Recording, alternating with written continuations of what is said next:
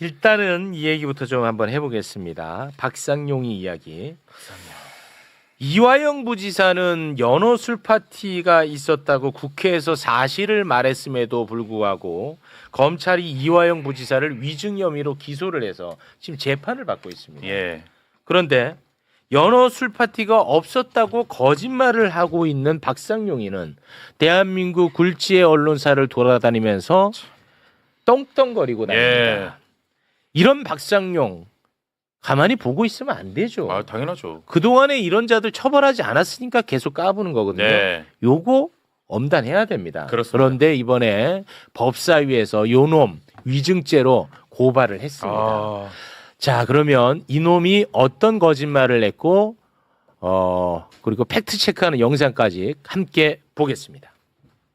이화영, 김성태, 방용철 등 공범들과 박상용 검사 등이 저녁 식사를 하는 과정에서 김성태가 종이컵에 소주를 마신 정황이 확인됐다라고 이렇게 법무부는 얘기했습니다. 이런 사실이 있습니까? 없습니까? 일관되게 밝혔듯이 없습니다. 종이컵에 소주를 마신 정황을 확인했다고 했는데 본인은 그런 적이 없다는 거죠? 예, 전혀 없습니까? 없습니다. 외부 음식이 반입된 적이 있습니까? 없습니다. 전혀 없습니까? 네. 창고라는 공간에서 김성태, 이화영 등 공범들이 모여서 대화를 나눈 적도 없다 이 말입니까? 아예? 그런 적이 없다는 얘기인가요? 예, 저는 그거를 지금 제가 뭐 주선해서 했다는 거 아닙니까? 저는 일단은 창고에서 조사를 한 사실이 없습니다. 거기는 대기실이었고 아니, 대기실에서 김성태와 이화영 등 공범들이 모여서 대화를 나누게 한 적이 있습니까? 없습니까? 없습니다. 그런 적이 없나요? 네. 박상민 검사가 부인한다 하더라도 연어술 파티라고 이른바 얘기하는 것들이 분명히 있었을 것 같다고 저는 생각을 합니다. 그래서 어떻게 생각하세요? 사실이 아닙니다. 연어회 파티, 진술 세미나, 이화영 부지사의 주장이 사실인 것처럼 보이던데 본인은 끝내 아니라 이겁니까?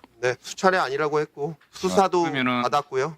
예, 재판도 있었습니다. 공범들을 같은 장소에서 불러놓고 진술 맞추기를 한다는 취지의 내용이 담긴 카톡 내용도 발견이 되고 있는데 그래도 우리 증인이 그런 일을 안 했다고 얘기합니까? 예, 그런 적이 전혀 없습니다. 5월 17일에도 그런 적은 없다 이겁니까? 전혀 아니고요. 예, 만약에 아니면 어떻게 하시겠습니까? 그것은 아, 박상웅이나 박상민 이런 쌍방울 직원들이 와서 1313호실에 대기하고 이런 장면도 본 적 있으십니까? 네, 있습니다. 참고인이라고 해서 같이 그냥 있었던 게 기억이 납니다. 혹시 김성태나 쌍방울 관련자들이 그들에게 뭐 심부름을 시키거나 한 것을 목격한 적 있으십니까? 수시로 저기 왔다 갔다 하는 거는 그냥 계속 봤습니다. 그 영상 녹화실에 검사나 수사관 없이 공범들만 김성태나 이화영, 방용철 이런 사람들만 앉아서 있었던 적도 있습니까? 예, 그 13135 그 맞은편 창고라는 공간에서 수사관 검사 없이 장시간 얘기하면서 공범들. 대기하는 걸 본 적이 있는데 직접 연어 회덮밥을 받아오셨다고 하는데 맞습니까? 예, 제가 그 검찰 1층 청사에서 같이 있던 수사관이랑 가서 받아왔습니다. 그것을 받아서 영상 녹화실에서 그 김성태와 이화영 등등이 먹은 거죠. 예, 맞습니다. 근데 그 김기표 검사가 워낙 덫을 많이 놓아놔가지고 거기서 지금 다 걸려들었어요. 아, 네. 예, 뻔히 여러 가지 정황상 연어도 사오고 그다음에 창고라고 하는 데서 진술 서로 세미나 하듯이 이렇게 한 것이 더 명확한데도 지금 박상용 검사가 나와 저렇게 건방지게 네. 아니면 어떻게 하시겠습니까? 이렇게 얘기를 하고 있지 않습니까? 그래서 그때 이제 저뿐만 아니고 다른 의원님들까지도 이제 일단 위증을 그대로 하도록 이렇게 놔둔 상황에서 이제 그 후에 또 논리적으로 반박도 하고 그렇게 했었죠. 네. 이번에 국정조사 특위에서 여러 가지 점이 지금 정확하게 밝혀지고 있지 않습니까? 그렇습니다. 예. 뭐 위증은 뭐 명백한 것 같습니다. 예. 네. 아니 근데 아까 국회 그 증언 초기에 외부 음식 반입한 적이 없습니까? 그랬더니 없다고 그랬잖아요. 맞습니다. 그럼 구내 식당 가서 먹었다는 얘기예요? 처음엔 그렇게 얘기했죠. 처음에는 그래요? 구치감에 내려가도록 했다. 아. 제가 그게 정확히 기억나요. 그렇게 얘기했다가 이제 뭐 그러면 뭐 나중에 자기들이 사서 들여왔다 이렇게 얘기를 했었죠. 나중에. 네. 아니 그러니까 보통은 구속되거나 체포되어 있는 사람 계속 조사할 때는 밥을 시켜주잖아요. 네. 당연히 외부 음식이 들어왔지. 그러니까 그게 뭐 연어가 될지 네네. 설렁탕이 될지 모르겠지만 그걸 부인하는 건 모습을 보고 이상하네. 좀 외부 그래- 음식 반입해서 많이 먹거든. 하기도 하는데 이제 그게 연어회 이게 드러날까봐 사실은 아예 그러니까 원천 차단한 거지. 저도 그걸 보면서 네. 이건 이상하다. 네. 그러니까 보통 구치감에 내려가서 먹기도 하지만 뭐 그냥 짜장면 시켜주기도 하고 그렇죠. 하는데 그걸 왜 없다고 하지? 그래서 그게 저는 그렇게 생각했어요. 그러니까 진짜 연호회 그 있었기 때문에 그걸 아예 차단하기 위해서 아예 없다고 하는구나. 네. 그러니까 논리적으로 안 맞다고 생각해 그때 추궁을 했었던 그렇습니다. 기억이 납니다. 그래서 완전히 그냥 빼박 예. 위증입니다, 이것은. 근데 지금 요놈 관련해 가지고 2차 종합 특검에서 피의자 전환시켰습니까? 출국 금지했고요. 오. 피의자로 전환을 시켰습니다. 박상용이를요. 네, 그래서 조만간 압수수색 소환 조사를 할 수도 있다. 이런 지금 보도가 나오고 있습니다. 아, 이거 뭐 그래도 이제 박상용이 관련해 가지고는 이게 워낙 이 명확한 증거들이 그렇죠. 나와 가지고 네. 그럼요. 이제는 박상용이는 끝난 것 같다. 네. 저는 개인적으로 그렇게 생각을 합니다. 네. 그래서 이거 법사위 차원에서 고발하죠. 네, 고발을 예, 했습니다. 고발했습니다. 이제 고발 의결을 했고요. 네. 이제 그 후속 조치로만 이제 고발장 접수만 하면 되는 상황이고요. 네. 알겠습니다.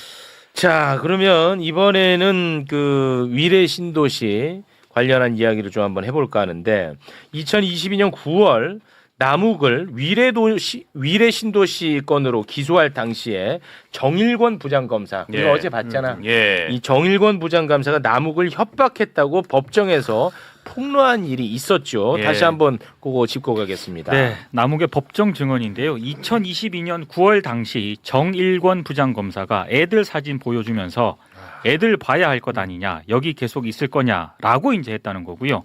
그러면서 배를 갈라서 장기를 다 꺼낼 수도 있고 환부를 도려낼 수도 있다. 내려가서 곰곰이 생각해 봐라. 이렇게 얘기를 했고 그날 자신은 잠을 한숨도 못 잤다. 네. 이렇게 법정에서 예. 증언을 했습니다. 진짜 저는 이 장면에서 정말 악마를 악마예요, 보았다. 악마. 네. 아니 어떻게 그 핸드폰 압수수색한 거기에서 나온 사진을 갖고 그렇죠. 아들 사진을 이렇게 그 거기서 진짜 멘탈이 난 무너질 것 같거든요. 와. 이제 저게 이른바 김용 부원장 사건하고도 연결이 돼 있는데요. 그렇습니다. 원래 저 남욱이 이제 2021년도에 이제 조사를 이렇게 받았어요. 2020년 말 이렇게 받았는데 그때는 이전 수사팀이 다 조사를 이제 정확히 해가지고 혐의가 있고 없고를 다 가려서 이제 예. 결론을 내렸단 말입니다. 그런데 2022년 5월에 윤석열 대통령이 취임하고 바로 중앙검사장들 인사를 이렇게 막 이렇게 맞아요. 전격적으로 합니다. 몇 군데 중요한 데를 해서 그때 송모 검사장도 가서 하는데 그때부터 사실 중앙지검뿐만 아니라 여러 수원이나 전방위적으로 이재명 잡기. 대배대에서 잡기가 시작되거든요. 그렇습니다. 그런데 저게 뭐냐면 이미 남욱이나 유동규나 이런 사람들이 김용이나 이런 데에서는 전혀 아니다라고 하고 있는 상황에서 맞아요. 그때 8월 달인가 저는 기억하는데 구치소 압수수색부터 해버립니다. 저 위례 사건 별건으로 가지고 구치소 압수수색하고 지금 체포도 했다는 것 아닙니까? 그렇습니다. 그게 이제 아마 이어질 기사 같은데 그런 과정이 거쳐진 것입니다. 그렇습니다. 저게. 그러니까 지금 여기서 이제 어마어마하게 무시무시하게 압력을 가했잖아요. 예. 요렇게 해가지고 얻어낸 진술이 있어요. 그 진술이 바로 이겁니다. 네, 유동규를 통해서 정진상 김용에게 3억을 전달했다. 요거를 받아내는 거야. 예. 그 짓을 해가지고. 그런데 이 진술 있죠. 예. 이 진술은 검사들로부터 들은 내용이라고 훗날 법정에서 폭로를 합니다. 2022년 9월에 남욱이 법정에서 진술한 것을 소개해 주시기 바랍니다. 그 3억을 전달했다는 이 기존 진술은 2022년 이후 수사검사에게 들은 내용이다. 그렇습니다. 예. 그리고 또 11월에 재판정에 나와서도 또 관련 진술을 합니다. 네, 그때 이렇게 진술했습니다. 저는 김용과 정진상에 대한 이야기를 유동규로부터 듣지 못했다. 수사 과정에서 들은 게 명확하다. 건설사 배제 조항 이런 것에 대해 유동규가 정진상과 협의했고 시장님께 보고해서 승인받았다 이런 내용이다. 수사 과정에서 이건 다 처음 들은 내용이다. 이렇게 얘기를 했어요. 그런데 이번에 또 새롭게 예. 드러난 것이 있는데 이 남욱을 진짜 엄청나게 괴롭혔더라고. 네. 남욱이 2025년 11월 7일에 법정에서 증언한 내용 소개 부탁드립니다. 네, 2박 3일간 중앙지검 청사 지하에 있는 구치관 맨바닥에 모포 하나 주고 자라고 하는데 못 자서 고생했다. 이재명 대통령을 포함한 수사에 대한 압박이라고 생각했다. 자, 이거 계속 띄워놔 주세요. 요거 보면은 이재명 정부로 바뀐 다음에 법정 증언을 한 거잖아요. 네. 2025년 11월 7일이니까. 그러니까 정권이 바뀌니까 얘가 말을 바꾸는 거 아닐까? 지어내는 거 아닐까? 이렇게 의심할 수도 있잖아. 그런데 그렇지 않습니다. 당시 문건이 남아 있더라고. 예. 요거를 뒷받침해주는 문건. 그러니까 구속되어 있었거든요. 남욱이. 예. 근데 구속되어 있는 남욱을 다시 또 추가로 체포영장을 발부받아가지고 검찰청으로 데리고 와요. 그래서 밤새 괴롭힌 다음에 검찰청 밑에 구치감이라는 게 또 있나 봐. 구치감. 거기에 가둬놨다는 거야. 그 관련한 근무 일치가 존재합니다. 네. 2022년 9월 16일인데요. 이때 조사를 남욱이 자정까지 받습니다. 와, 밤새서. 자, 그런데 구치소로 돌려보내는 게 아니고 검찰 구치감에서 대기할 것을 당시 검사 이주영이 요청했다. 이렇게 되어 있고요. 네. 그리고 그 다음 날에도 다음 날이에요. 이 조사를 밤 10시 40분까지 받아요. 근데 서울구치소로 보내는 게 아니라 또 검찰 구치감에서 대기할 것을 검사 이주영이 요청했다. 이렇게 기록이 되어 있어요. 와, 완전 반 죽이는 거야, 그냥. 고문 아니에요? 와, 저는 근데 이런 거 자체를 영화에서도 못 봤거든요.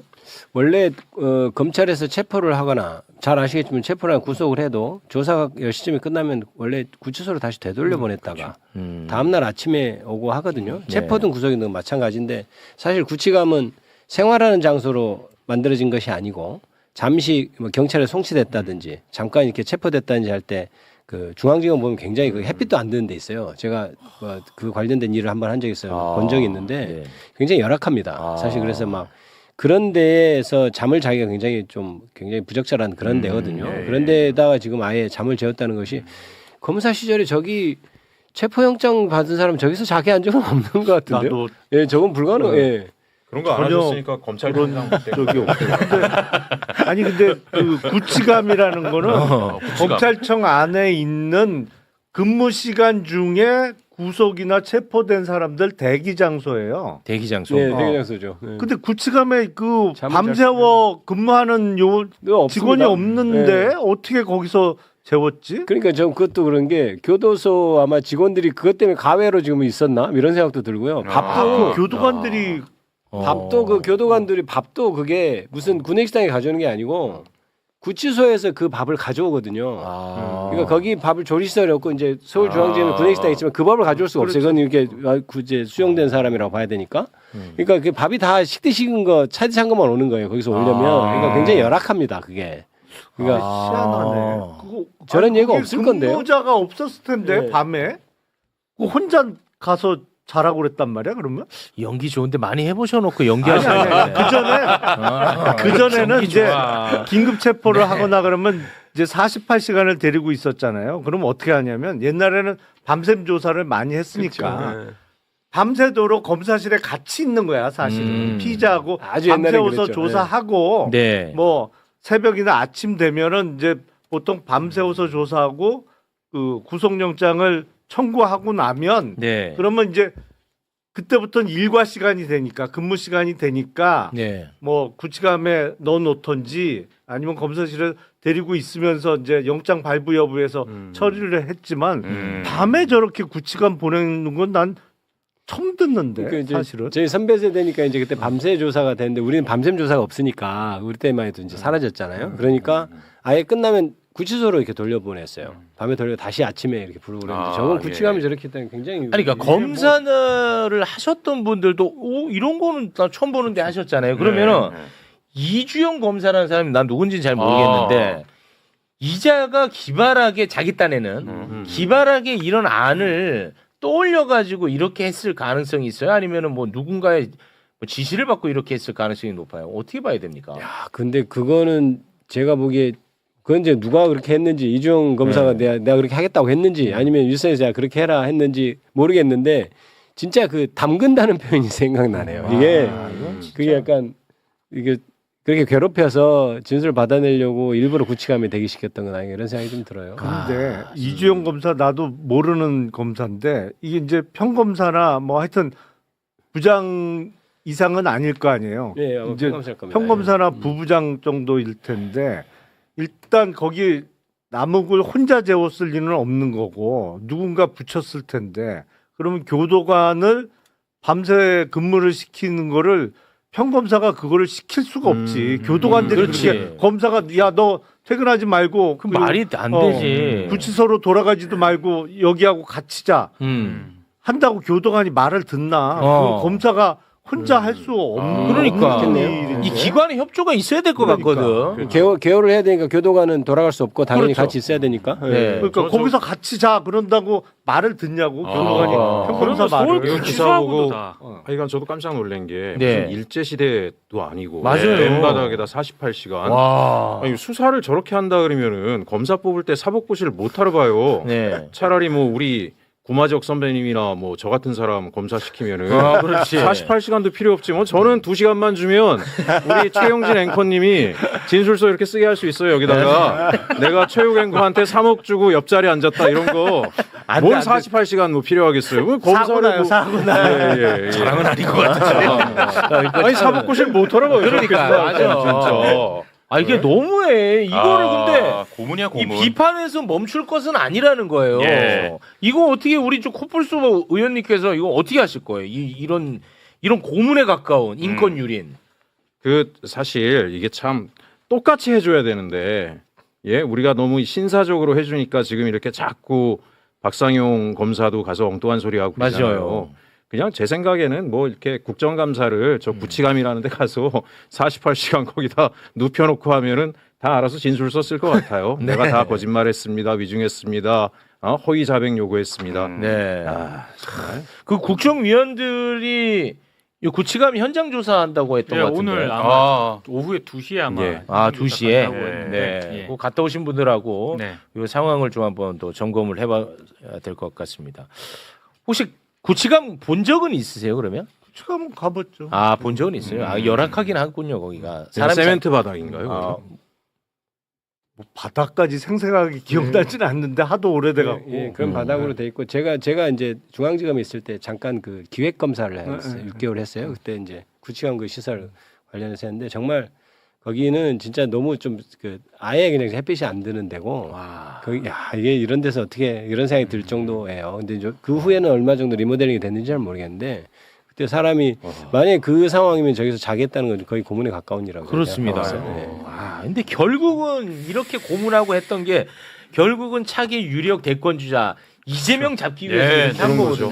근데 이게 제가 한 가지만 더 붙이면 이게 지금 이재명을 잡기 위해서 김용 부원장한테 대선 자금이 유동규로부터 김용에게 갔다. 그렇죠. 그다음에 김용이 이재명에게 전달했다. 요 그림을 그리고 싶어 맞아요. 했어요. 그런데 그래서 그 과정에서 김용 부원장은 받은 적이 없으니까 안 했다고 하고 그러니까 그런 상황인데 유동규가 자기 사실은 개인 빚 갚으려고 남욱한테 돈을 뜯어낸 사건이라고 저는 그렇게 이 사건은 그렇다라고 저는 확신합니다. 네. 그런데 이게 유동규가 그것을 다른 개인 채무 상환하는데 사용해 놓고 내가 김용한테 줘서 거짓말한 사건이거든요. 제가 알기로는. 네. 그런데 유동규 진술 하나 가지고 검찰이 불안했던 모양이에요. 그래서 사실 남욱을 이렇게 담궈 가지고 남욱한테 김용한테 불리한 진술을 시킨 겁니다. 그래서 네. 유죄의 어떤 판결의 어떤 중요한 근거가 되거든요. 그러니까 이 남욱이 이런 상태에서 한 진술은 정말 믿을 수 없는 거 사실 거짓말이거든요. 이게 네. 그런 것이 밝혀지고 있는 거라고 봐야 돼요.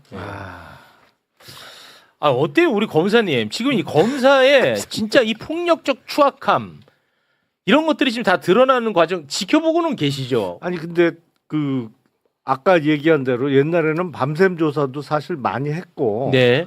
그래서 뭐 진실은 새벽에 나온다 뭐 이런 얘기도 있었는데. 네. 밤샘 조사도 금지시켰고 물론 이제 피의자의 동의하에 할 수 있게 됐습니다만 그 인권 강화가 많이 됐어요 사실은. 아니 인권 말고. 아니 인권 강화가 많이 됐는데 지금 얘기 들어보니까 이거는 옛날보다 더한데 옛날에도 이렇게 한 적은 저도 깜짝 없었는데. 놀랐어요. 예, 근데 그나마 우리 검사님이 밤샘 조사했던 거는 나쁜 놈 잡기 위해서 했을 거 아닙니까? 그렇죠. 근데 이거는 이재명 제거하려고 이 짓을 한 거예요. 윤석열 정부가 딱 들어서자마자 그렇게 타다닥 움직였더라고요. 지금 나오는 거 보니까 너무 무서워. 윤석열이는 오로지 그것만 생각했던 거예요. 정적 제거. 그러다 망한 거예요. 실제로 그러다 망한 거지. 진짜 망한 거예요. 예. 그 혹시 자료 화면이 이게 나오는지 모르겠는데 네. 가족 사진 보여주고 뭐 그랬다 그러면서 그것도 와서 진술을 그렇게 하잖아요. 그냥 이렇게 집에서 당신을 기다리는 가족을 생각하는 맞아요. 뜻으로 보여줬다라고. 네. 아니 48시간 맨바닥에 저렇게 막 재우는 상태로 막 사람들을 달군 다음에 가족 사진 딱 내놓으면 누가 그걸 그렇게 생각하겠어요. 맞습니다. 정일범이. 가족까지 담그겠다는 뜻이구나 이렇게 생각하지. 네. 이게 말이 안 되는 거고. 정말 나쁜 놈이야. 그걸 와서 또 그렇게 말을 비틀어서 떠드는 게 그렇습니다. 더 못돼 처먹은 거예요. 맞습니다. 예. 정일권입니다. 정일권. 예. 정일권 알죠? 모르는데. 또 정일권 총리는 내가 알지. 아니 정일권 전 정일권. 아니 그 나이도 약간 좀 동년배 같은데 자꾸 모른다고 하시네. 정일권. 대답이 같이 살짝 근무한 늦으셨어요. 적이 없는 것 같아. 몰라요? 우리 김기표 검사님은 저는 아시죠? 같이 근무한 적은 없는데 얼굴은 아는 후배예요. 예. 네. 아니 어떻게 저렇게 잔인합니까? 그러니까 말입니다. 저건 진짜 상상. 근데 그래놓고 자기는 당신도 자녀 있죠라고 물어봤더니 있는지 유무도 얘기를 안 해줘. 개인정보로. 와. 악마. 아휴. 그러니까 이제 없는 사실을 만들어내고 어찌됐든 이재명을 그러니까 아무거나 해가지고 성공하면은 이재명을 끝낼 수 있다고 생각하고 한 수사기 때문에 맞습니다. 사실 저렇게 안 하면은 거짓말 안 하니까 저렇게 담그고 뭐 하고 했다는 거고. 네. 저도 사실은 김영 부원장 그 변호할 때 저런 일이 있었다는 건 몰랐습니다. 이번에 저렇게 2박 3일 저렇게 가져왔다는. 그래서 왜 이렇게 거짓말을 하셨더니 저런 일이 있었더라고요. 네, 알겠습니다.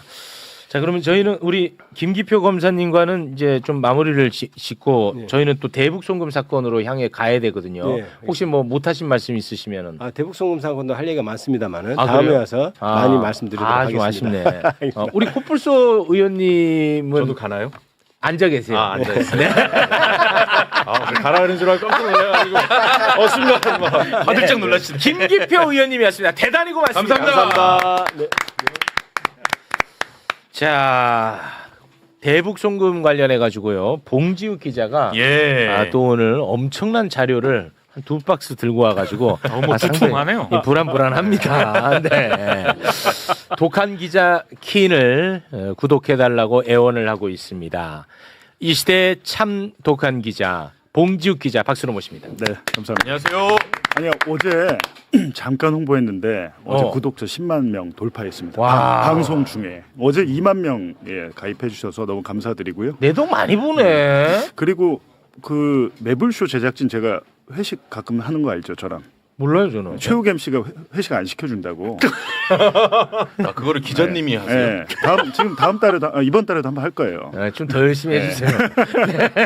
네, 왜냐하면 제가 너무 괴롭힙니다. 제가 자료를 너무 많이 주니까 솔직히 너무 미안해요. 지금 오늘도 지금 자료가 24개. 진짜 많아. 네. 아니 애들이 다 사직서를 쓰고 있는 거야. 그래서 내가 뭐 그렇게까지 일을 안 시키는데 매일 새로운 신입이 인사를 하더라고. 그게 아니라 제가 이제 급하니까 새벽 1시, 2시에 보내요. 이거 자료. 왜냐면 제작 시간이 오늘 방송해야 되니까. 근데 저도 그 시간에 안 자고 자료 준비하고 있는 거죠. 좋습니다. 어쨌든 뭐 공익적인 이야기니까요. 그럼요. 그래서 오늘 준비한 내용은요.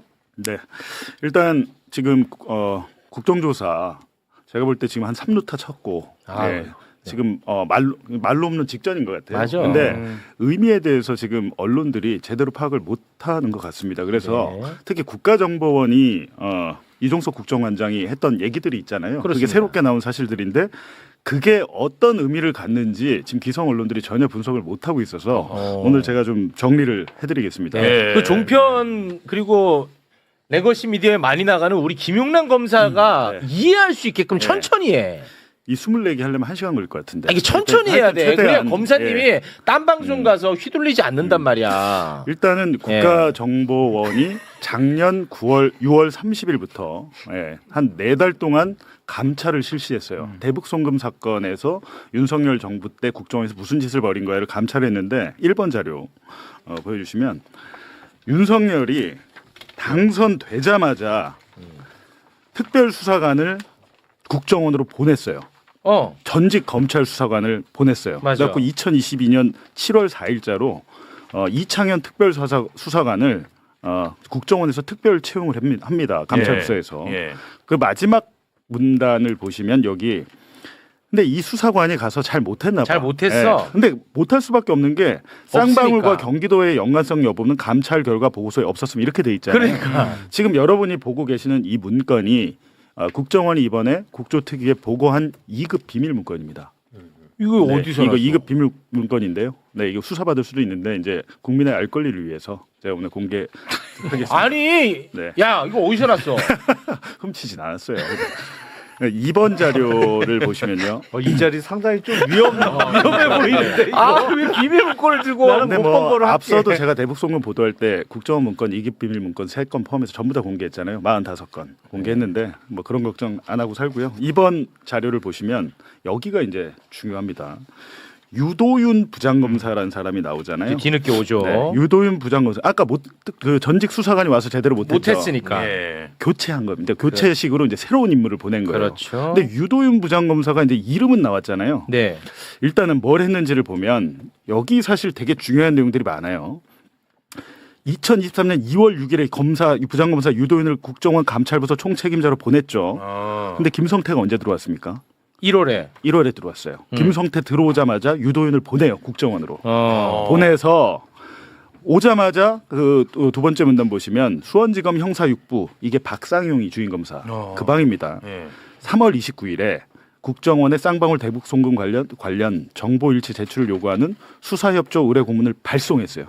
이거는 그 검찰 수사 기록에 없는 내용입니다. 없는 내용이에요. 이건 우리가 몰랐던 얘기예요.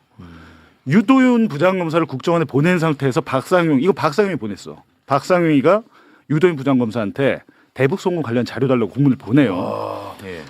그러니까 이제 유도윤이 어떻게 답변했냐? 그 밑에 보면 유도윤 감찰부서장은 국정원 내 4개 부서를 특정하여 보고서 또는 목록을 제출받아 4월 20일에 수원지검에 회신. 이게 일개 검사가 할 수 있는 일인가요? 일개 검사가 국가정보원에 비밀 문건 좀 보내주세요 하면 회신을 받을 수 있나요? 안 되죠. 유도윤을 보낸 것부터 이렇게 몰래 검찰과 국정원이 내통했다는 사실이 여기 드러난 거예요. 근데 이거는 대북송금 수사 기록에 없는 내용입니다. 자, 그러면 이거는 유추해 볼 수 있는 게 국정원도 움직일 힘이 있어야 되고요. 검찰도 움직일 힘이 있어야 되고요. 요거를 다 전체를 주관하는 누군가가 있어야 되는 거예요. 그래서 제가 유도윤 부장검사 도대체 누구야? 그래가지고 24번 자료. 24번 유도윤이. 유도윤 당시 부장검사고 지금 검사장 법무연수원에 이제 좌천돼 있는데 그렇습니다. 이분이 되게 특이한 이력이 뭐냐면 윤석열이 중앙지검장 할 때 2017년 18년에 또 국정원에 파견 나가 있었어요. 그때도? 예. 당시에 국정원 댓글 사건 윤석열 중앙지검장이 수사했잖아요. 그때 국정원 안에서 윤석열과 호흡을 맞춰서 같이 수사했던 사람이에요. 아니 국정원 댓글 사건 수사한 거는 박근혜 정부 때고. 네. 윤석열 그때 중앙지검장이 했죠. 오자마자. 왜냐하면 국정원 댓글 사건 자기가 박근혜 정부 때 수사하다 좌천됐잖아요. 중앙지검장 되고 나서 다시 합니다. 그거를. 다시 해가지고 여러 감옥을 보내잖아요. 원세훈이고 누구고 뭐 해가지고. 그때 2차로 할 때. 2차로 할 때 국정원 안에 있던 검사가 유도윤이야. 같이 호흡을 맞췄던 거죠. 한번 써본 칼이에요. 중요하다 이 얘기는. 근데 다시 그 자료 보여주세요. 그 사람을 다시 보냈죠. 다시 보냈는데 유도윤이가 사실은 가기 직전에는 서울 남부지검에 부장검사 하다가 보직을 못 받아서 부부장검사로 좌천이 됐었어. 근데 이 사람을 좌천된 사람을 국정원으로 다시 보냈죠. 임무 완료했죠 지금. 임무 완료하고 나서 어디로 갔습니까? 어디 갔어? 수원지방검찰청? 네. 평택지청장으로. 이거 영전 차장검사로 영전을 해버려요. 이거 영전이에요? 그러니까 국정원에서 뭔 일을 했으니까 지금 영전한 거 아닙니까? 보직도 못 받던 부부장이 부장 건너가지고 차장이 바로 돼버린 거예요. 그리고 제가 검사들한테 물어보니까 국정원을 두 번 이렇게 파견 나간 사례는 없답니다. 처음 봤다 그래요. 그래서 유도윤이 뭘 했냐라고 이제 제가 보여드렸는데 13번 자료. 이게 하도 내용이 헷갈려서 제가 이제 일지를 정리를 해봤습니다. 검찰과 국정원이 도대체 무슨 짓을 벌인 것이냐. 앞서 제가 이 국정원 문건에서 보셨듯이 수원지검이 문건 요청을 했고 박상용이 4월 20일에 유도윤이 공문을 회신해줬죠. 그것까지 보셨죠. 그리고 5월 10일에 유도윤이 자기가 파악해보니까 66건이 나온 거예요. 대북송금 관련 문건이. 근데 53건을 숨겨라. 이거 이재명한테 유리하니까. 숨겨라 지시를 했죠. 언제입니까? 이틀 뒤인 5월 12일에 박상용이 이화영 재판부에 저희 국정원 압수수색 좀 해야 됩니다라고 압수수색 영장 내달라고 의견서를 내요. 이틀 뒤에. 완전히 지금 짜고 치고 있는 거예요. 다 알고 있네. 13건 숨겨놓으라고 숨겨놓은 상태. 13건 남아있죠, 국정원에. 7번 자료 한번 보여주세요. 야, 다 알고 있네. 박상용이죠, 지금. 박상용이 재판부에 검찰 의견서 국정원에 대한 압수수색 영장 발부 촉구라고 5월 10일에 보냈죠. 이거 팩트로 확인됐습니다. 그리고 다시 13번 일지를 보여주시면 수원지검이 딱 가가지고 유도인이 특정한 13건만 압수를 완료해요. 뭐딱 5번 자료 보여주세요. 자, 5번 자료. 압수를 하면 압수 목록을 작성하게 돼 있어요. 지금 14건인데 한 건은 목록이니까 빼면 13건이죠. 그러네. 66건을 가져와야 되는데 13건만 딱 가져왔어요. 요것도 이제 팩트로 확인됐습니다. 그러니까 박상용은 미리 알고 갔던 거예요. 지금. 오케이. 그리고 다시 일지로 13번 자료. 수원지검이 재판부에 이제 갖고 왔죠. 국정원 직원에 대한 비공개 신문을 요청해요. 국정원 직원이 누구냐면 저 문건 중에 2급 비밀 문건 3건이 있는데 김땡땡 씨라고 국정원 블랙요원입니다. 이 블랙요원이 안부수랑 이화영을 직접 협조자로 관리했던 사람이에요. 이 사람이 지금 이화영 재판에 증인으로 나오게 됐어요. 근데 이 사람이 나와서 무슨 말을 할지 모르니까 비공개 신문을 요청한 거예요. 비공개. 이걸 언론이 알면 난리가 나거든요. 왜냐하면 갖고 온 13건 중에서도 저 블랙요원 김 씨가 안부수를 협조자에서 해고할 때 쌍방울과 붙어 먹어서 주가 조작하려고 하는데 그 내용이 있어요. 우리 다뤘잖아. 그게 있으니까 그게 보일까봐 비공개 증인신문을 요청하는데 8번 자료 보여주세요. 누가 했습니까? 누구야? 고두성 검사. 고두성이 너 잘 만났다. 너가 감찰했지? 고두성 검사가 했죠. 요거 저 박상용이 후배입니다. 같이 술 먹고 다니는. 다시 일지로. 지금 이렇게 자기들이 이렇게 쭉 짜다가 6월 20일에 국정원 블랙요원 1차 증인신문을 비공개해서 했어요. 근데 했는데 이 블랙요원이 여기서 뭐라 그러냐면 이거 말고 문건 더 있을 텐데 이렇게 증언을 해버려요. 우리 언론은 몰랐지만 제가 나중에 그 증인신문 녹취서를 봤어요. 아니 그 다른 폴더에 보면 이거 더 있는데 왜 이거밖에 없어요 문건이. 또 눈치 없이 그런 얘기했네. 그 얘기를 해버려. 그러니까 이화영 측에서 이게 뭔 소리야. 그때 처음 알았어? 이게 뭔 소리야 해가지고 재판장님 1차 압수수색 때 저희 안 갔으니까 압수수색 한 번 더 해야 됩니다. 야 잘 됐다. 어떻게 됐어? 난리를 쳐요. 그래서 바로 영장이 발부가 돼서 다시 일지로 가보면 그래서 6월 21일에 검찰과 다음 날에 이제 이화영 측이 2차 국정원 압색을 가서 32건을 추가로 확보해. 확보했어? 네, 추가로 확보해. 6번 자료. 32건을 추가로 확보해. 딱 보면 맨 밑에 참여자 이한희 변호사가 이화영 변호사입니다. 이때는 이화영 변호사가 같이 가니까 못 숨긴 거야. 그래. 못 숨긴 거야. 와. 근데 9번 자료 한번 보여주세요. 대박이네. 9번 자료. 지금 난리 났죠. 왜 난리 났을까? 검찰에 난리 났어. 그러니까 검찰에서 또 재판부에 국정원 문건은 비밀 문서로 취급해야 됩니다. 난리 났네. 지금 사실은 당시에 처음에 13건, 나중에 32건에서 45건을 갖고 왔잖아요. 이 중에 비밀은 3건밖에 없어요. 42건은 언론에 공개해도 되는 거였어.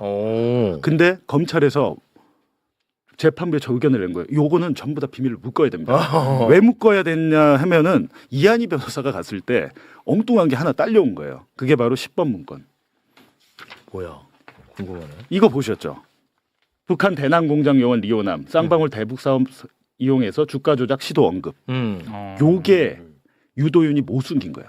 와, 이거 크다. 그러니까 아까 유도윤이 4개 부서 중에 대북 관련 4개 부서 중에 2개 부서에 66건만 해가지고 13건 빼고 숨겼잖아요. 나머지 2개 부서 거를 못 본 거야. 제가 확인해 보니까 그 2개 부서에서 지금 자, 지금 여기 방금 못 나왔던 숨긴 거는 이거 소개해줘야 될 것 같은데 되게 중요한데 못 숨긴 거. 못 숨긴 거. 맨 위에만 하나만 좀 읽어줘. 못 숨긴 거. 이호남 쌍방울의 대북 사업 이용 주가 조작 시도 언급이라는 제목의 문서네요. 그러니까 그 밑에 내용 잠깐 요것만 읽어주세요. 북정찰총국 이호남은 지난해 3월경 김한신에게 대북 사업으로 쌍방울 기획사 주가를 띄워주는 대가로 수익금 일부를 받기로 했다. 굉장히 중요하네. 그러니까 결국은 이게 대북 송금 사건이 아니라 쌍방울 주가 조작 사건. 주가 조작. 근데 지금 국정원에 저거 말고도 더 있다는 게 드러난 거잖아요. 쌍방울 주가 조작 관련해서 국정원 보고 문건이 더 있습니다. 지금 공개가 안 됐는데 이게 지금 딸려오다 보니까 비밀로 해달라고 난리가 났죠.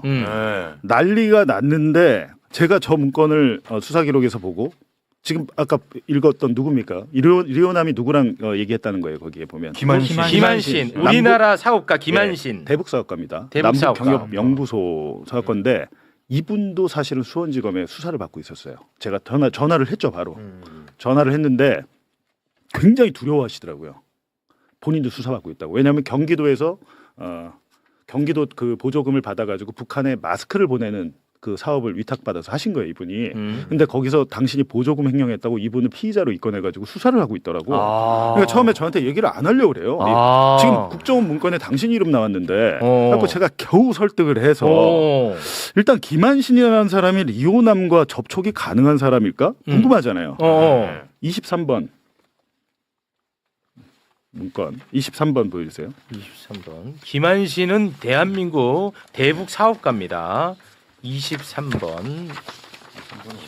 너무 많아가지고 나를 잡으면 어떻게? 공작인데. 지금 리오남이 누군지 이제 모르시는 분들이 있으니까 예. 여기 지금 가운데 이성민 씨가 연기했던 영화 공장의 실제 주인공이 리오남. 대남 공장용 리오남이에요. 근데 북한 요원. 그렇다면 김한신이 저 사람과 진짜 알아? 라고 진짜 이제 알아? 제가 체크를 해보니까 14번 자료. 14번. 와, 야, 긴장. 14번은 이게 지금 이제 대외비 문건인데 최근 우리 정부 대외비 문건인데 최근 대북 중개업자 동향 분석. 에서 해가지고 저 지금 막 이렇게 줄이 거미줄처럼 쳐 있죠. 관계도가 써 있네. 가장 상단에 누가 있습니까? 남측 북측. 김한신. 리오남. 북측은 제일 상단에 리호남. 근데 김한신하고 리호남이 선으로 연결돼 있어. 그러니까 제일 상단에 있잖아요. 와, 김한신이 제일 상단이야. 굉장히 오래된 리오남과 가장 친한 대북 사업가입니다. 저게 확인이 된 거예요, 우리 문건에서. 이 영화 대본 같아, 임마. 자식아. 그래서 제가 이제 김한신 대표가 안타깝게도 이번 국정조사에 못 나오세요. 작년 2월에 돌아가셨습니다. 돌아가셨어? 제가 전화를 했을 때 계속 병원에 계셨고 암투병을 하고 계신데 검찰에서 하도 괴롭혀가지고 그게 병세가 악화됐어요.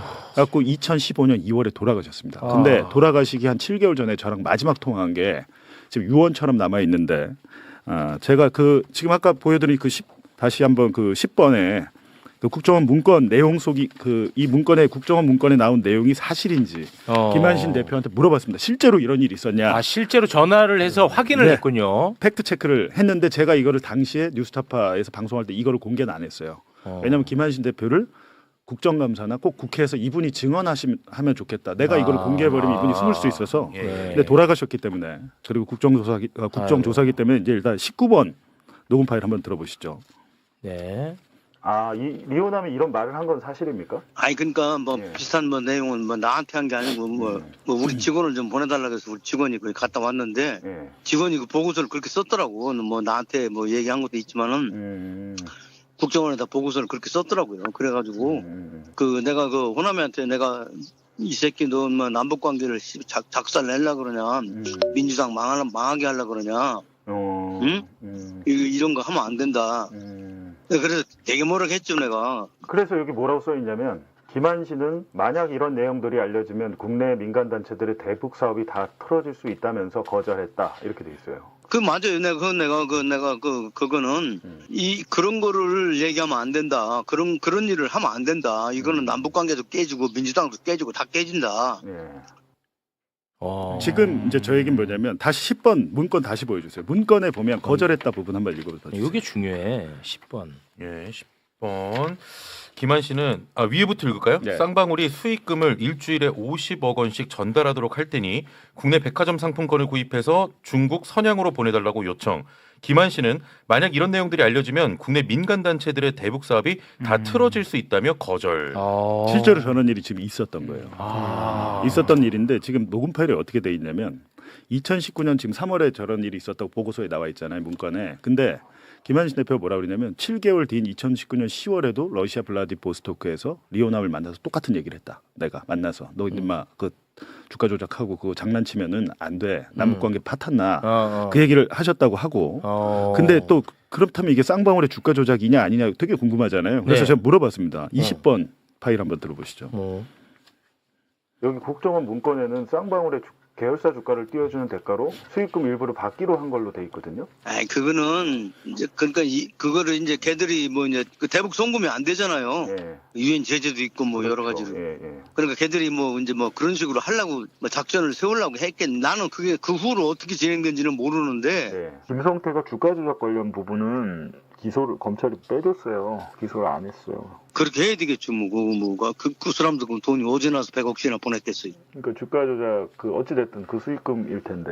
그때 하여튼 2,000원짜리가 하여튼 한 6,000원인가 얼마까지 뛰었어요. 국정원 문건인데 그 검찰이 국정에서 압수수색을 해서 받아온 건데요. 여기다가 이게 무슨 허위 사실을 적었을 확률은 적겠네요. 그러면. 그렇죠. 우리가 뭐 정기적으로 우리가 뭐 보고서를 내는 거는 만나고 나오면 보고서를 쓰는 거니까. 자, 그래서 지금 국조특위가 해야 될 일이 뭐냐면 남북경협연구소와 김한신 대표가 통일부나 국정원에 했던 보고서를 확보하는 겁니다. 네, 지금 이거 말고도 훨씬 구체적으로 돼 있어요. 그리고 저한테 본인이 썼던 보고서를 주신다고 그랬는데 돌아가신 거예요. 지금 그런 상황에서. 근데 심지어는 김한신 대표 뭐라 그러냐면 당시에 리호남이 원래는 내가 하던 사업, 원래 쌍바울이 대북 사업 그 계약 맺은 게 뭡니까? 돈 주고 맺을 때 광물자원 개발이잖아요. 네. 뭐 단천지구에 뭐 히토류 뭐 이런 거 개발한다고. 네. 그 사업이 원래 김한신 대표가 하기로 했던 사업이래요. 김한신 대표가 하기로 계약이 돼 있었는데 김한신 대표가 돈을 못 주니까 그 똑같은 내용을 가지고 쌍방울한테 간 거예요.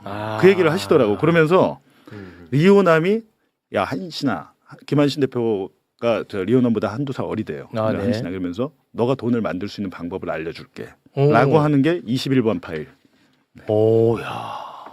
여기 또 뭐라고 써있냐면 김한신은 북이호남이 최근에도 자신에게 대북 사업 과정에서 돈이 부족하면 쌍방울을 물주로 소개해주겠다고 언급했다. 이렇게. 아니 그게 아니고 그 당시 그 쌍방울이 그 이제 뭐 여러 가지 일을 했잖아요. 여러 가지 일을 하는데 나보고 이제 야 너 뭐 돈 그 예를 들어서 지금 그 쌍방울이 한다는 그 단천 지구 뭐 자원 개발이라든가 이런 게 철도 고속도로 사업이 다 제가 하던 사업이잖아요 원래. 아, 그래요. 아니 내 거 뭐 인터넷 검색해 보면 다 나와 있어요. 근데 쌍방울이 그걸 모방한 겁니까 그러면? 그렇지. 아니 그러니까 이제 내가 돈을 못 대니까 이제 쌍방울이 뭐 800만 불인가 얼마 보냈잖아요. 그러니까 호남이가 나한테 그런 거 너 돈 없으면 내가 하나 중견기업 하나 소개시켜 줄 테니까 주가 띄워라. 그래가지고 그 돈 가지고 사업을 해라. 그래서 야 이 새끼야 그건 안 된다. 남쪽이 자본주의 시장은 그렇게 움직여가지고는 나중에 다 박살난다. 그래서 내가 거절을 했죠. 그렇죠. 아니 근데 봉치욱 기자님, 제가 이거 들으면서 갑자기 좀 궁금해지는데 그러면은 문재인 정부 시절의 국정원에서는 이 대북 송금 사건이 아니고 주가 조작 사건이라는 걸 다 알고 있었다는 건데. 그래서 저도 이제 그 생각이 드는데 거기에 대해서도 언급을 하셨어요. 그래요? 22번 녹음 파일 한번 들어보세요. 뭐야? 왜 이런 짓거리를 하고 있냐고. 이거 남북관계 깨지고만 민주당 박살난다 이거는. 그래서 내가 그건 국정원에만 얘기한 게 아니고 민주당에도 얘기했고 내가 청와대에도 얘기했고 다 했어요. 혹시 그럼 청와대 그때 당시에 뭐 시민사회 수석 이쪽 아니면 뭐 안보수석부 그쪽 안보실 이쪽입니까? 아니 그 내가 또 이름 거론하면 또 뭐 또 시끄러워지니까.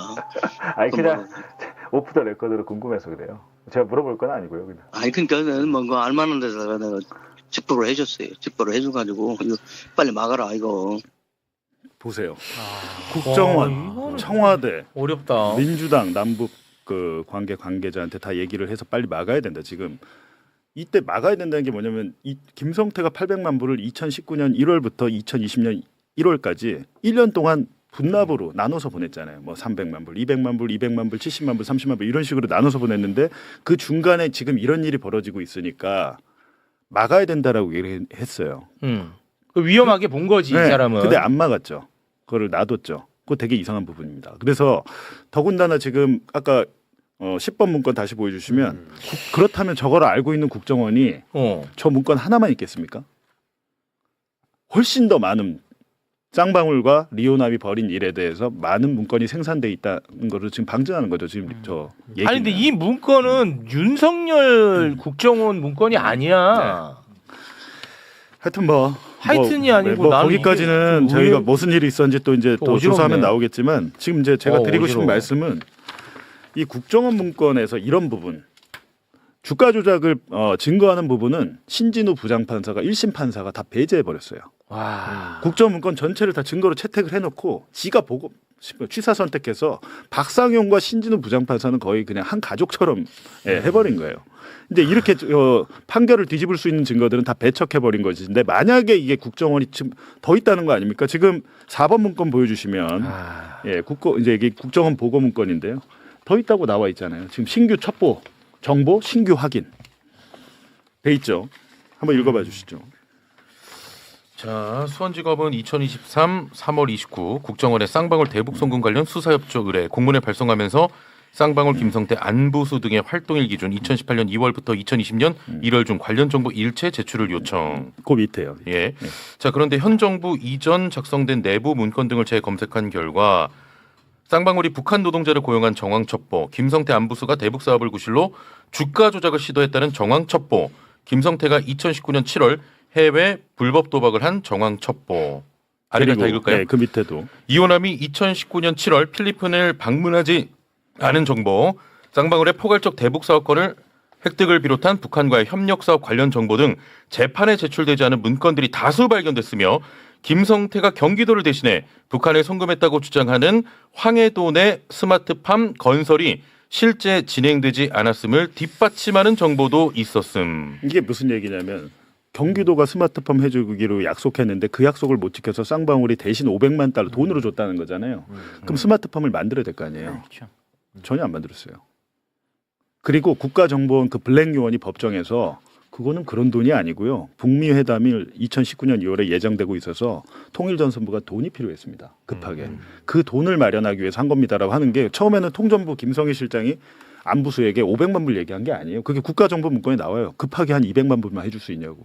이게 돈 빌려달라는 사람 얘기 아닙니까? 내가 지금 급하니까 좀 해줄 수 있냐. 200~300만 불만. 그랬는데 그게 나중에 500만 불이 되고 한 건 아까 그 김한실 대표가 얘기하듯이 원래 단천지구 자원개발이랄지 철도 사업은 김한신 대표가 이제 북한과 하기로 약속이 돼 있던 것인데 김한신 대표가 돈을 못 대니까 그 물주가 된 거죠. 그리고 제가 생각하기에는 리오남은 경제 일꾼이라고 외화벌이 일꾼이라고 합니다. 저렇게 나가서 돈 버는 사람들을 외화벌이 일꾼으로 1990년대부터 지금까지 지금도 지금 나와서 활동하고 있거든요. 이분은 소위 말해서 대기업하고는 거래가 안 되고 중견기업, 중소기업들을 상대로 저런 일을 많이 합니다. 대북 사업 관련 취재를 해보면 대동강 맥주 있잖아요. 그거 마시잖아요. 북한 맥주. 대동강 맥주 독점 사업권을 가진 사람 제가 여태까지 10명 만났어요. 똑같은 사업권, 독점 사업권을 이 사람한테도 팔고 이 사람한테 외화벌이 일꾼들의 장사 수법이죠. 그러니까 당시 통일전선부가 돈이 필요했고 거기에 리오남을 데려와서 통전부가 함께 리오남과 대남 공작을 펼친 거죠. 대남 공작을 펼쳤는데 김성태는 그 공작의 손을 잡은 이유는 일단 계약 그 독점 계약을 한 다음에 평양에서 계약서 체결식을 김성태가 가장 하고 싶었던 게 그거예요. 평양에서 남북 사업 이 단천지구 그 자원개발 독점 사업 계약을 성대하게 하고 싶었던 거예요. 근데 그거를 쌍방울이 팬티 만들다가 그 히토류 개발을 할 수 있나요? 그게 아니고 그게 전 세계 보도가 될 거 아닙니까? 그럼 쌍방울 주가가 어떻게 될까요? 그럼 폭발하죠. 실제로 나노스라는 데는 쌍방울 계열사 나노스라는 데는 여기 카메라 모듈 만드는 데인데 자원 개발을 업종으로 추가를 해요. 거기서 무슨 능력으로 그걸 할까요? 근데 김성태가 가장 노렸던 게 쌍방울 계열사 중에 알짜가 나노스와 광림이라는 이 두 군데였어요. 이 두 개의 한 70~80%의 주식이 김성태 개인 겁니다. 그래가지고 그런 일이 벌어지면 평양에서 그런 공개적인 체결식을 하면 주가는 무조건 급등하게 돼 있고 국정원 문건에도 그게 있습니다. 공개 체결식을 김성태가 너무나도 하고 싶어하는데 근데 이런 똑같은 문건을 보는데 저는 이렇게 보이는데 박상용이랑 그 판사는 그렇게 보이나요? 와, 이거 진짜 야, 이거는 뭐 영화 같아. 진짜로. 와, 근데 나는 아까 그 좀 이상한 데로 지금 약간 좀 꽂혀 있어가지고. 네. 알겠습니다. 아, 어지럽습니다. 굉장히 심각합니다. 우리 검사님 어때요? 이게 대한민국이었어요. 이해했어요, 나는. 예. 다른 생각 갖고 계신 거 아니죠? 무슨 생각? 뭐 손가락 위주로 씻는다거나 그런 거 아니죠? 네, 진짜 큰일 납니다. 야, 진짜 무섭다. 딱 한 사람 잡으려고. 그러니까요. 국정원 검찰 다 동원을 근데 해. 그래서 지금 국민의힘이나 뭐 박상용 뭐 이런 애들은 지금 뭐 이 대북 송금 사건이 뭐 희대의 국기문란이다라고 하니까 윤석열 정부와 윤석열 그러니까 윤석열 내란숙의 윤석열 연결이 될까 말까 이렇게 하잖아요. 제가 장담하는데 그 증거를 다 갖고 국정조사를 시작한 것 같아요. 국정조사를 하면서 찾으려고 하는 게 아니고 그래? 세팅을 다 해놓은 다음에 진짜? 국정원하고 금융감독원한테 수원지검이 쌍방울 계열사 주가 조작 그 조사 좀 해주세요 공문보 내잖아요. 2022년 11월에. 네. 금감원이 열심히 조사를 해서 100억 이상 주가 조작 확실. 그리고 설명까지 했어. 설명도 했어. 압수수색 안 해갔잖아요. 안 해갔대. 검찰이 덮었잖아요. 네. 금감원이 다 조사해서 갖고 있잖아요. 금감원과 국정원 물증을 다 들고 있는 거예요 지금. 그렇게 보신다는 거죠. 그래갖고 이시원 공직기강 비서관 이름 나오잖아요. 나오잖아. 그 3번 문건 보여주세요. 3번 문건 이시원이 뭐 했는지 회의 때 무슨 말을 했는지까지 나와. 제가 딱 이 문건을 보고 이거 왜 2급 비밀 문건으로 묶었구나 그 느낌이 딱 들더라고요. 이시원이 회의 때 직접 발언한 내용까지도 나오고 조태용이 어떻게 얘기했는지까지도 다 나와요. 요거는 근데 얘기했어요. 근데 얘기를 했는데 국정원장이. 근데 보세요. 그 내용 그대로네. 그게 아니라 국가정보원이 이 문건을 2급 비밀 문건으로 묶고 생성할 때 그 의미를 우리가 알아야 된다는 거죠. 다양한 그러니까 대통령실이 직간접으로 개입한 증거를 다 갖고 시작한 겁니다 지금. 그래서 이제 2차 종합특검으로 이걸 왜 넘기냐라고 2차 종합특검의 수사 범위가 아니다라고 주장하는데 그거 좀 있으면 알게 될 거예요. 그리고 오늘 박상현 피의자 전환되고 출국 금지 됐으니까 그렇습니다. 이르면 내일 영장 나온다고 봅니다. 압수수색 영장 나온다고 보고 내일 나오고 만약에 집행 안 하면 다음 주 월요일엔 무조건 할 거라 보고 박상용은 지금 바쁘겠죠. 이 사건 관계자들은 뭐 휴대전화를 교체한다든지 많이 바쁘겠죠 지금. 그렇습니다. 이제 박상용 위가 중요합니다. 지금은 박상용은 진짜 그야말로 제일 밑단의 사람인 거고 그 위로 지금 올라가야 되는데 그 위 중에 하나는 뭐 이시원이로 이제 뭐 이름이 이시원. 이제 공개가 된 상황이죠. 네, 알겠습니다. 지금 이시원 이름이 나왔다는 것을 굉장히 주목해 봐야 돼요. 네. 이시원이 어쨌든지 간에 서울시 그 공무원 간첩 조작 사건, 맞습니다. 유성시 간첩 조작 사건을 했던 사람이잖아요. 징계 받았죠. 그러니까 이제 징계까지 받고 사회적으로 물의를 그렇게 크게 일으켰고 어찌 보면 영창 가야 될 친구인데 대통령실이 발탁을 했다라는 것부터도 맞습니다. 그 능력을 써먹을 필요성을 가지고 있었다라고 하는 걸로 우리가 이제 충분히 의심할 수 있는 거고 또 하나 이제 이 친구가 공직기강 비서관을 했어요. 근데 공직기강 비서관은 대통령실에서 하는 일이 고위공직자 비리나 이런 문제 발견하면 그런 거 찾아다니는 거거든요. 사실관계 확인하고. 근데 여기 보면은 그 어찌 보면 제재 대상, 유엔 제재 대상에 포함되느냐 안 되느냐 이런 문제를 지가 직접 관리했다라는 거잖아요. 맞습니다. 본인의 업무가 아니에요. 대통령실에서 일을 할 때 있잖아요. 그건 타 비서관실의 업무예요. 어찌 보면 안보실의 업무인데 그렇죠. 그걸 타 비서관실이 만진다 큰일 납니다. 저도 일할 때 너의 비서관실에 일이 욕심이 나서 조금이라도 건드리면 당장 항의 들어오고 그 비서관이 쫓아와서 남의 일에 개입하냐 뭐냐 대통령이 허락 받았냐 안 받았냐 이런 얘기 나오거든요. 참고로 그 청와대에서 근무하신 분입니다.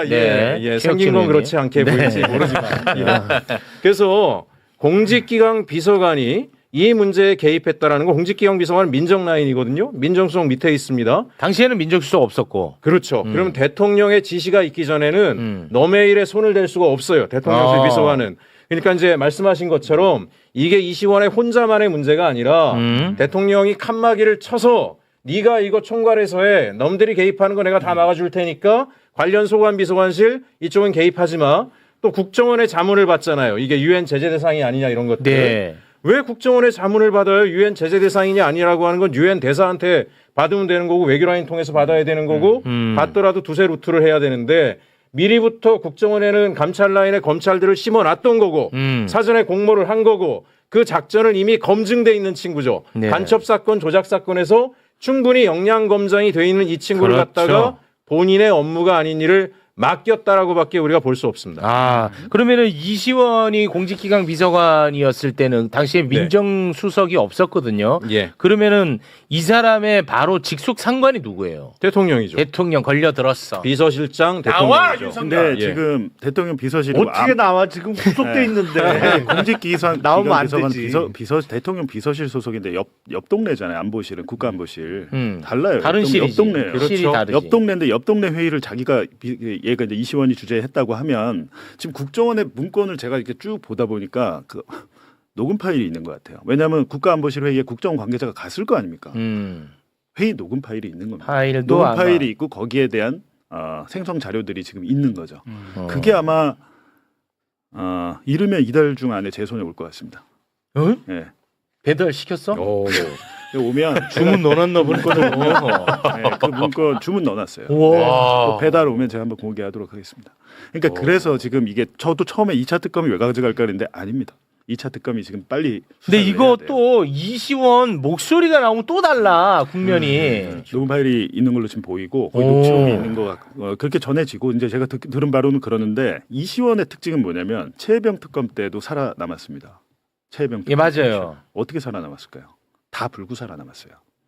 지금 특검은 플리바게닝 형량 거래를 할 수 있잖아요. 그 법조항이 있어서. 그랬어. 제가 듣기로는 이시원이 수사에 적극 협조하고 기소되지 않았습니다. 이번 사건도 적극 협조할 가능성이 높죠. 난 시킨 대로만 했다. 아니 그 이시원이가 그 최상봉 특검에서 살아남았거든요. 그거는 그렇게 제가 이제 특검 관계자한테 물어봤어요. 어떻게 이 사람이 이렇게 됐냐라고 그랬더니 이첩에 이 사람이 그 관여했었거든. 수사에 아주 우리의 예상보다 적극적으로 협조했다. 그래. 그러니까 이번에도 적극적으로 협조하겠죠.